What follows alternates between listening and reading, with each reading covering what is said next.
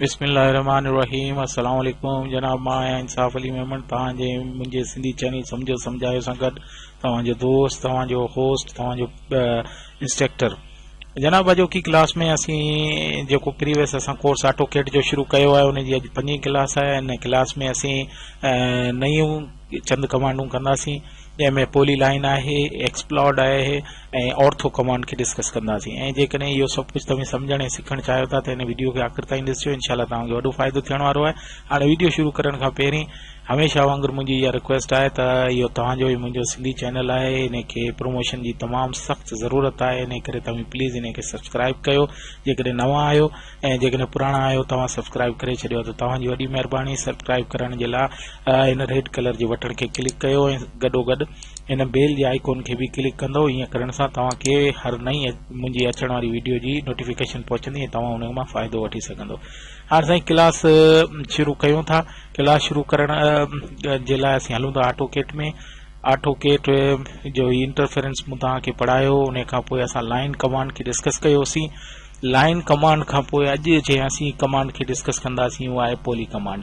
सभिनी खां पहिरीं तव्हांखे ॿुधायां त हीअ टेप कमांड जी जेका ड्रा पैनल जी पहिरीं कमांड जेका लाइन असां पढ़ी हुईसीं उहा तव्हांखे यकीनन यादि हूंदी। जे यादि न आहे त यादि ॾियाराए छॾियां त इन होम जो पैनल जो जेको रिबिन्स आहिनि उन में सभिनी खां पहिरीं लाइन कमांड आहे। तव्हां हिते क्लिक करे बि लाइन खे स्टार्ट करे सघो था, पर शॉर्टकट की जो मूं तव्हांखे ॿुधायो त ऑटोकेड में घणो यूज़ शॉर्टकट की सां थींदो आहे, जंहिंसां तमामु क्विक उहो थींदो आहे। की ॾांहुं हलूं था, एल लिखी इंटर कंदासीं। इंटर कंदव त हीउ फर्स्ट पॉइंट पुछे पियो, तव्हां किथे बि फर्स्ट पॉइंट ॾेई सेकंड पॉइंट ॾींदव त हीअ हिकिड़ी लाइन ठही वई आहे। हीअ ॿी लाइन, हीअ टी लाइन, हीअ 4 लाइन, हीअ 5 लाइन, हीअ 6 लाइन। हाणे ही लाइनूं ठही वयूं आहिनि। ऐं हाणे जेकॾहिं हिन कमांड मां तव्हांखे निकिरणो आहे त कीबोर्ड जो जेको एस्केप जो बटन आहे उनखे क्लिक कंदव त हिन कमांड मां ॿाहिरि अची वेंदो। हाणे इहा त लाइन कमांड आहे।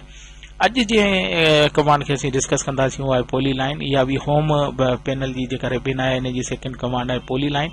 पोली लाइन ड्रा पैनल में आहे। हाणे पोली लाइन खे बि स्टार्ट करण जे लाइ हितां ताईं जेकॾहिं क्लिक कंदव तॾहिं बि स्टार्ट थी वेंदी। इहा लाइन जी भेण आहे, बिल्कुलु सेम आहे।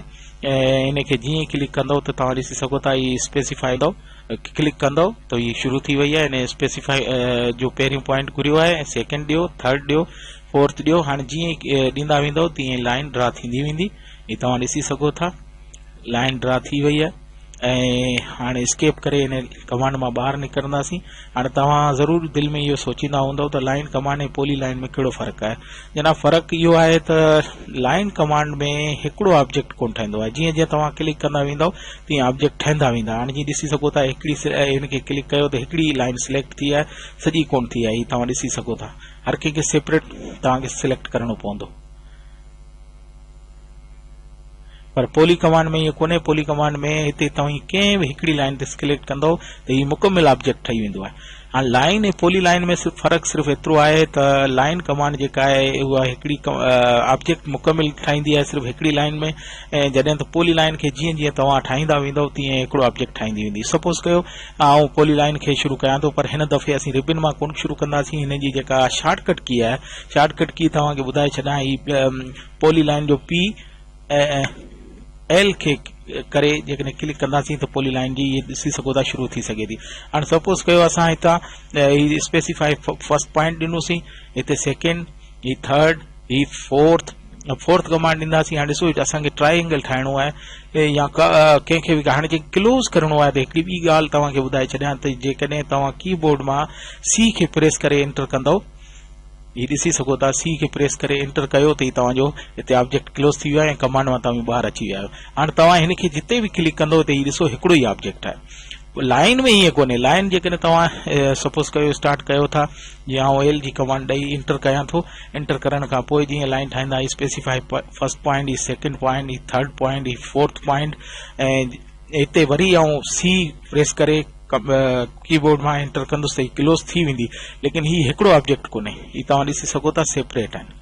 हाणे पोली लाइन ऐं लाइन में फ़र्क़ु इहो आहे त लाइन खे जेतिरी तव्हां दफ़ा कंदव त उहो जेसिताईं इन कमांड मां ॿाहिरि न ईंदव तेसिताईं उहो ऑब्जेक्ट ठाहींदी रहंदी। पोइ तव्हां कहिड़ी सूरत में बि ठाहियो, रेक्टेंगुलर एंगल ठाहियो या कुझु ठाहियो, पर लाइन में ईअं कोन्हे। लाइन में जेतिरा दफ़ा तव्हां क्लिक कंदव उहो हर कंहिंखे उहो ई ऑब्जेक्ट कंदी। त पॉलीलाइन ऐं लाइन में इहो फ़र्क़ु आहे। हाणे जनाब तव्हां हिकिड़ी ॻाल्हि महसूसु कई हूंदी, सपोज कयो असां लाइन कमांड शुरू कयूं था, लाइन कमांड खे इंटर कंदासीं त स्पेसिफाई फर्स्ट पॉइंट। हाणे तव्हां ॾिसी सघो था ही सिधी लाइन खणण में असांखे परेशानी थिए पई। हाणे उन जे लाइ हिकिड़ी ॻाल्हि तव्हांखे ॿुधाईंदो हलां, जेकॾहिं तव्हां सिधी लाइन खणणु चाहियो था त ही जेको टगल बटण आहे, सपोज कयो ही टगल जेको बार आहे मूं तव्हांखे पढ़ायो इंटरफेस में, त इन में ही थर्ड जेको वन आहे इहो आर्थो मोड आहे।